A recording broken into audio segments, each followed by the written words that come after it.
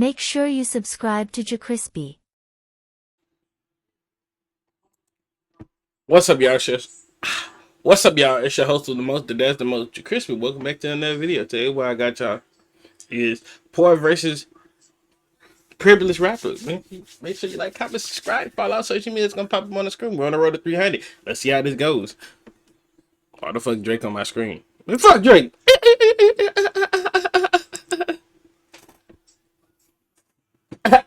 Most rappers today portray themselves as having started from the bottom before making it rich, but this is not always the case. There are a lot of big rappers who came from middle class or upper class families that already had wealth before they made it big as a rapper. In this video, I'll compare rappers who had little to no wealth growing up versus rappers who already had a stable or more than stable life before fame. One of Drake's most iconic lyrics is "Started from the bottom, now we're here." While Drake wasn't necessarily rich growing up, first of all, Drake should not even get a talk. Fuck Drake. Anywho, my nigga, like I was saying, when I get up there, bro, I was a middle class dude. I wasn't struggling. I was struggling. We were struggling a little bit, but then there and there at the times. But I think we were just middle class though on some stuff. We were struggling then there and there sometimes. But you know, we still pulled through together, regardless. Hate survivors. He definitely wasn't starting from the bottom either. Drake is originally from Weston, which is a lower income area in Toronto, but moved to Forest Hill after grade 6, which is one of the richest neighborhoods in I don't know. He a privileged child, bro. Drake is not no 15. all of Toronto. Enough about the car. Let's go inside.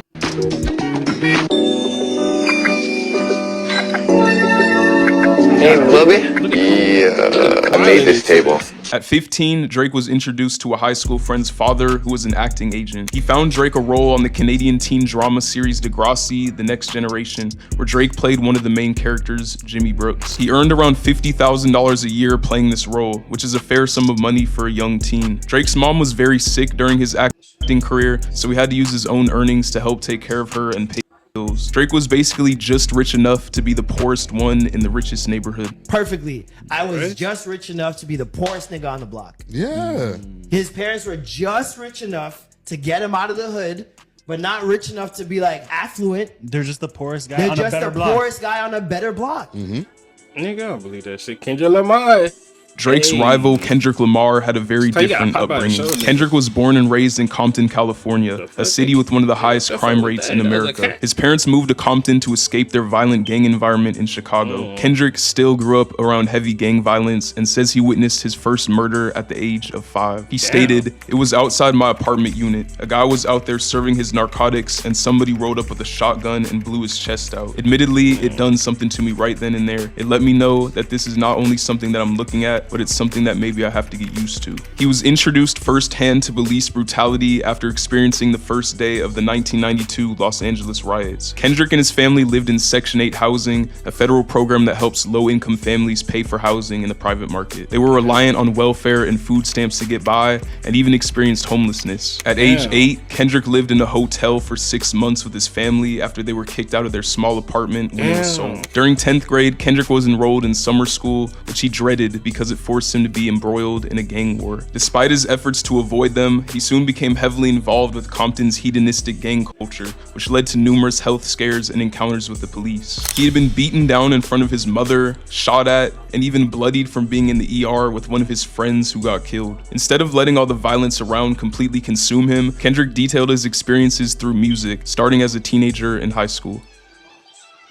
Jaden Smith might be the most extreme example of a privileged rapper I can think of. This is because both of his parents are A-list celebrities, them being Will Smith and Jada Pinkett Smith. His father Will needs no introduction, as he's universally known as one of the world's most popular actors, along with being a rapper and a film producer. His mother Jada is also a household name due to her success as an actress, singer, and talk show host. The two parents combined have an estimated net worth somewhere in the range of $400 million, putting them around the top 0.01% 10% of the global population. Jaden was born in Malibu, which is one of the richest neighborhoods in not just California, but the entire US. The first and only school Jaden attended was a private elementary school in Calabasas that was founded by his own parents. Will Smith paid $890,000 to lease the campus for 3 years, restructuring it from a high school to a private elementary school called New Village Academy. He also donated $1.2 million to the school just for Jaden to end up being homeschooled. Speaking of homes, the primary home Jaden grew up in is his parents' $63 million Calabasas estate that was made by buying a number of neighboring properties and turning them into one compound. The property's on a massive 150 acres, causing it to receive its own postal code. We know. Home consists we know about this because if you go back in my video, ain't Patrick CC talking about it, something like that? Yeah, Patrick. It's one of the old videos. Patrick CC talking about it. Yeah, it's something. 9 bedrooms, 13 bathrooms, an 8-car garage, a home theater, a recording studio, a pool, a lake, and basketball, tennis, and volleyball courts. Due to his parents' fame in the acting world, Jaden was given his first movie role at the age of 8, appearing in the 2006 film The Pursuit of Happiness as the son of the character his father was playing. He next appeared in the 2008 film The Day Earth Stood Still. Then in 2010 had his iconic role in the Karate Kid movie with Jackie Chan, which both of his parents helped produce. He was only 11 years old when this movie was made, but ended up earning a whopping $3 million for his role. Jaden was also 11 when he first got into the music industry, with his first song being Never Say Never with Justin Bieber. Getting on a song with an artist as popular as Justin Bieber is extremely hard to achieve for most, let alone on your first song and at 11 years old. Jaden continued to star in multiple other films as a kid, then took a break from acting in 2014 to focus primarily on his music career. XXXTentacion was a rapper who had a very tough life growing up. He was born in Plantation, Florida, and spent most of his childhood in Lauderhill, one of the most crime-riddled neighborhoods in Broward County. His parents weren't together when raising him, and his mom was unable to fully support him financially. She seemed uninterested in raising him, causing X to use violence to get his mother's attention, beating kids up at school just to get her to talk to or yell at him. When he was 6 years old, he claimed to have bitten and tried to stab a man who put hands on his mother, causing him to eventually be put into a youth program. X went through a lot of traumatic things as a kid, such as finding his uncle's hanging body, being sexually abused, and witnessing someone being physically tortured and someone being R-worded. His mom also said that he was routinely beaten by his father as a child, and that his father also tried to hit her in front of him on several occasions. Damn, bro.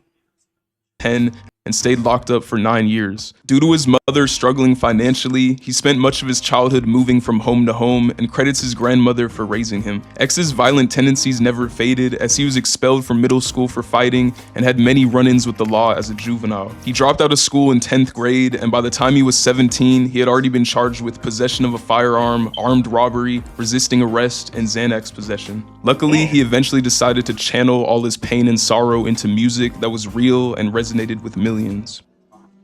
The Yachty.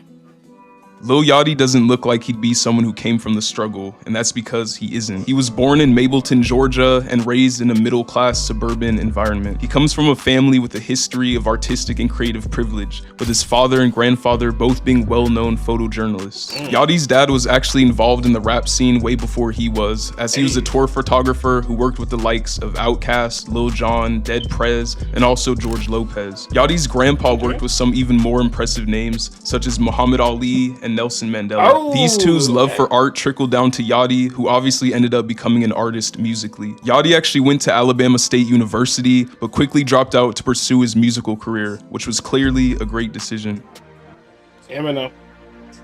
Eminem is one who had it rough from literally the very beginning, as his 15-year-old mother almost died during her 73-hour labor with him. His father abandoned the family when Eminem was a year and a half old, meaning he would be raised only by his mom. His mom struggled to make ends meet as a single parent, causing her son Eminem to grow up in poverty. By the age of 12, Eminem and his mom had been mostly living with family members, as they had bounced around numerous trailer homes and public housing projects in different states, rarely staying in one place for more than a year or two due to them always always getting evicted. They started in St. Joseph, Missouri, before living in Savannah, Kansas City, Warren, Roseville, and eventually settling down in Detroit, one of the most dangerous cities in the entire United States. Eminem and his mom were one of only 3 white households on their block, causing Eminem to be beaten several times because of his race. Eminem having to switch schools almost every 2 or 3 months made him a target for bullying since he was always the new kid. He was often beat up in the hallways and bathrooms and shoved into lockers, even falling into a coma at one point from a bully who gave him a traumatic brain injury and cerebral hemorrhage. His abuse unfortunately continued after school as well, as his mother was a mentally ill addict and alcoholic who would beat and abuse him herself. She had another kid when Eminem was 13, and Eminem claims that he was the one who raised his younger half-brother. He worked at several jobs to help his mother pay the bills,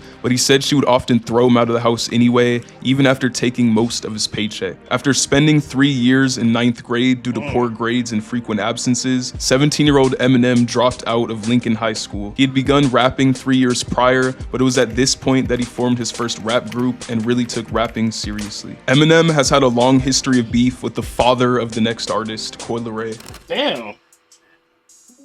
Coi was born in Boston, Massachusetts, and raised in Hackensack, New Jersey. She was born into wealth, as her father Benzino was a media mogul who found extreme success as an urban media proprietor, television personality, rapper, and record producer. He was a co-owner of the extremely popular magazine The Source. Coi experienced a lavish childhood up until the point of her father's forced exit from The Source magazine.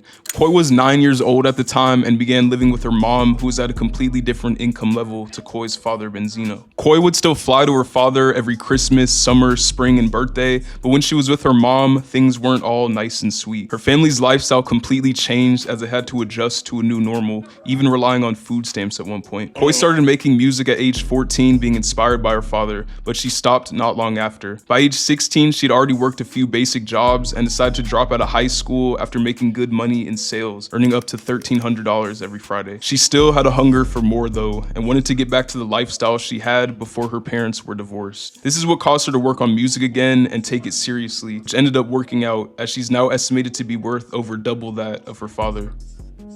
Young Thug, hey. Young Thug was destined to be a thug based on the environment he grew up in. He was born in Atlanta, Georgia as the 10th of 11 children, being from Sylvan Hills but growing up in the Jonesboro South Projects, a now demolished part of the Atlanta Housing Authority that provides affordable housing for low-income families in Atlanta. Thug was quoted saying, "Where I'm from is real poverty. My mama had 11 kids, and when you have that many kids, you're going to experience hard times. We all got it though. My friends and I were robbers.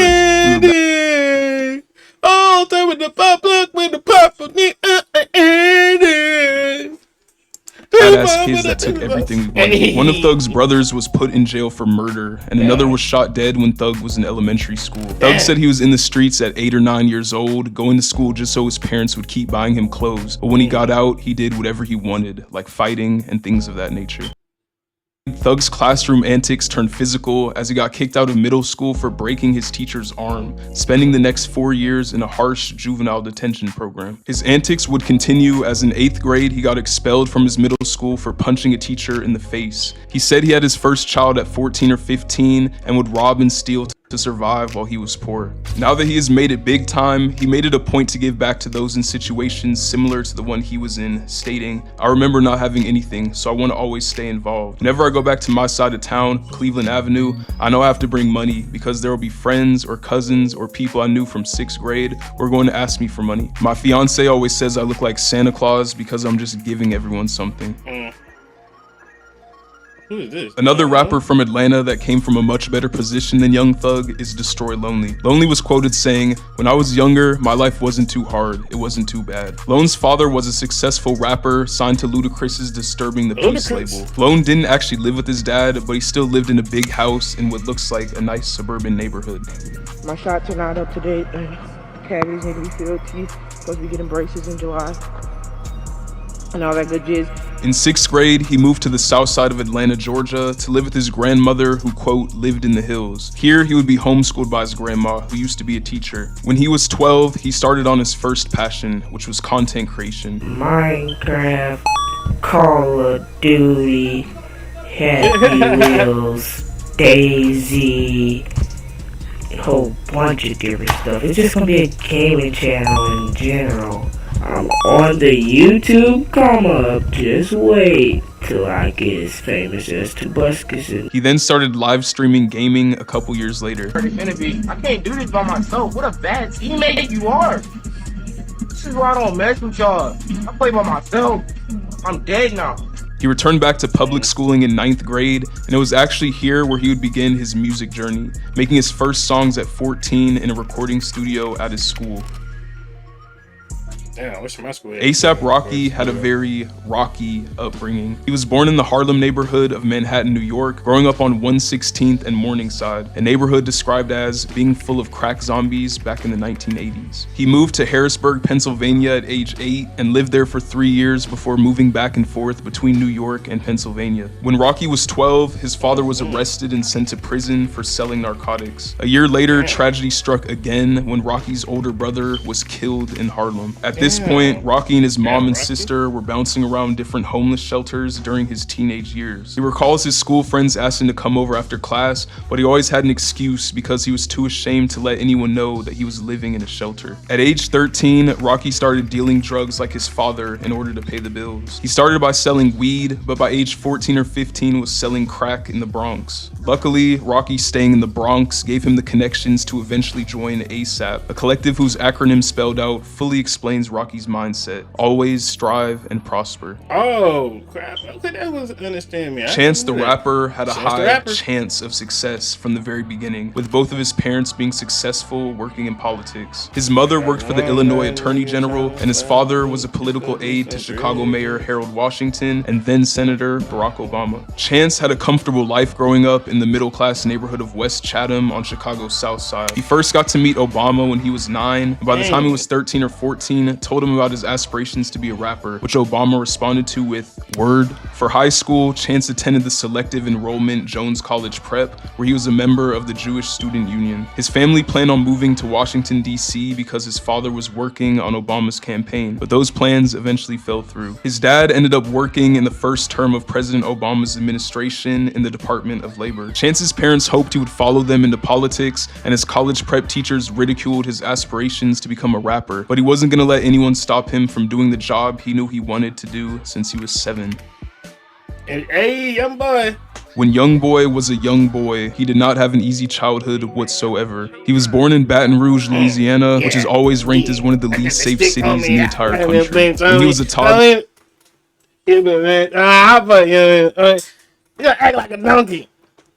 He broke his neck while wrestling, with the injury requiring a head brace that left the signature permanent scars on his forehead. When Young Boy was 8, his dad was sentenced to 55 years in prison for a robbery gone wrong. Damn. It was at this point that he moved in with his grandmother because his mother had also moved out of the neighborhood. Unfortunately, things got even worse 2 years later as his grandma passed away when he was 10. Following her death, Young Boy was sent to a group home where he would get beaten up by other boys for no reason. He eventually moved in with his friend and fellow Baton Rouge rapper OG33. OG33's mom recalls the two boys getting into all sorts of trouble in pursuit of their rap dreams, committing criminal acts such as stealing car batteries out of 18-wheelers and selling them in hopes of paying for studio time. When Young Boy was 14, he was arrested for robbery and placed in a detention center. It was this arrest that made Young Boy realize that his main focus should be on music instead of being involved in criminal mischief with his friends. Shortly after he was released from the detention center, Young Boy dropped out of the 9th grade to focus on music full-time.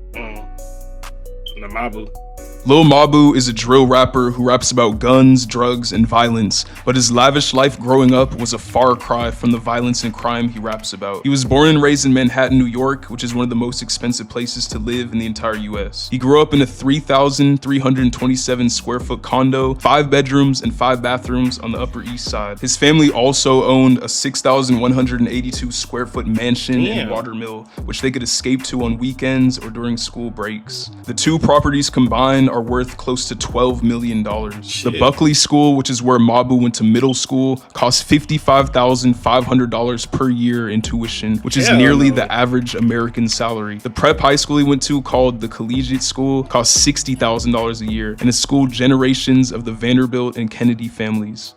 My name is Matthew DeLuca. I go to the Collegiate School. I'm in 9th grade, and my favorite thing about Kids Walk for MSK Kids is getting together with friends and family to support such a wonderful cause. Before focusing on music, Mabu was a model student, winning the 69th annual Jack Woodruff Memorial Public Speaking Competition and the Jamie Porter Cup for excellence in writing, paving the way to a career in the public sphere. For some reason though, he decided to pivot to rapping in the hood about a lifestyle he never actually lived. Lil Wayne.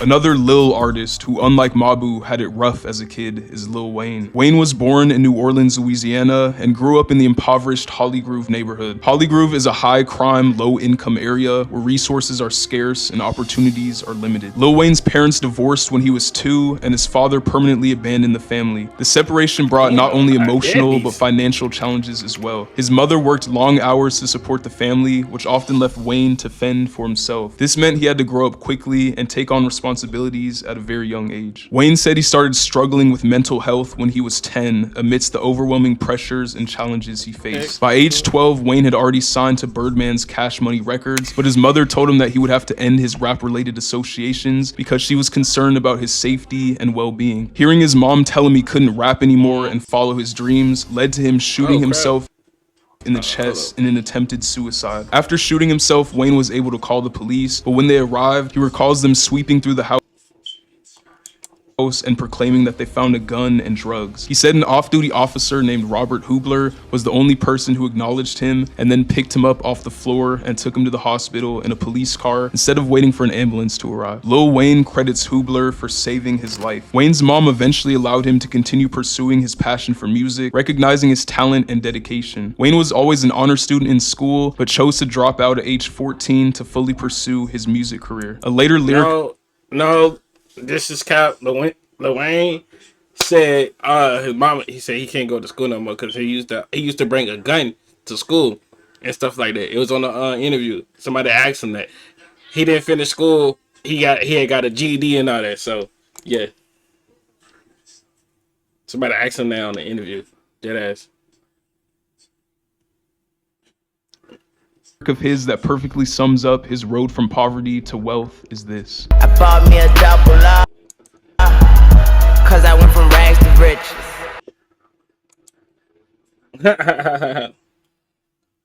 Well, I hope y'all enjoyed this video. Make sure you like, comment, subscribe, follow our social media. Did pop up on the screen. I see y'all, and I'm out.